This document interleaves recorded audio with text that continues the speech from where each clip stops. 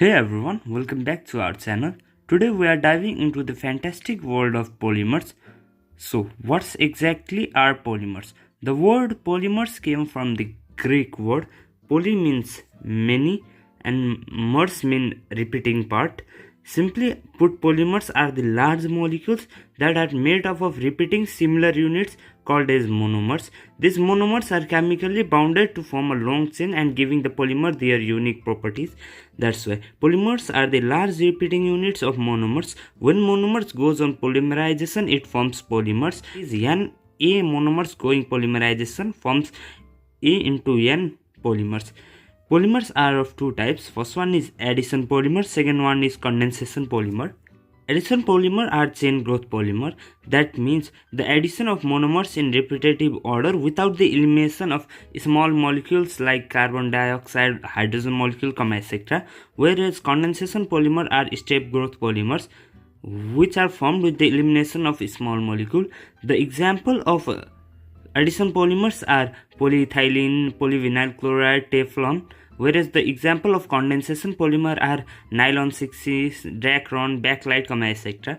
Now let's understand about some synthetic polymers. First one is polyethylene that forms when ethylene goes polymerization. Ethylene is homopolymer and it is thermoplastic. When n ethylene molecule goes on reaction with Ziegler nitrolysis catalyst in 5 to 7 atm pressure under 30 to 70 degrees centigrade, it forms polyethylene. It is used in plastic bags, bottles and containers. Second one is polyvinyl chloride, also known by PVC. It is rigid and tough, which is formed by the polymerization of vinyl chloride.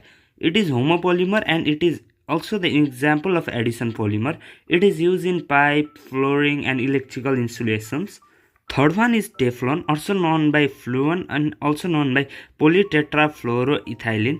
The word Teflon comes from tetras, te and fluoros fall, whereas when tetrafluoroethylene goes on polymerization, it forms Teflon.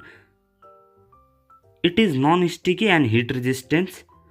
Polystyrene. When styrene goes on reaction with peroxide, it forms polystyrene. Polystyrene is lightweight and is insulating material. It is used in packaging materials, cup and disposable cutleries.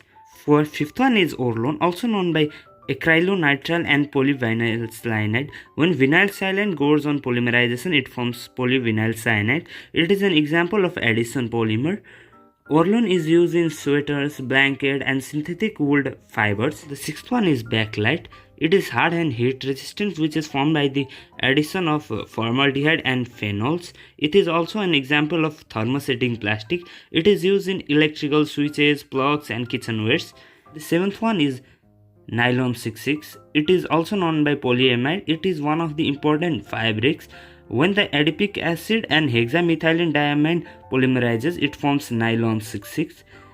The eighth one is Dacron, also known by polyethylene tetrafluoroethylate aka PET. When ethylene glycol react with dimethyl tetrafethylate, it forms the Dacron. Now let us understand about biodegradable polymer. It is broken down by soil microorganisms, for example polyglycolic acid, polylactic acid and polyhydroxybutyrate. And the most important fact is ethylene on polymerization gives benzene. Ethylene also is known by acetylene, that is C triple bond CH. So that's all about different type of polymers. Subscribe our channel for more contents.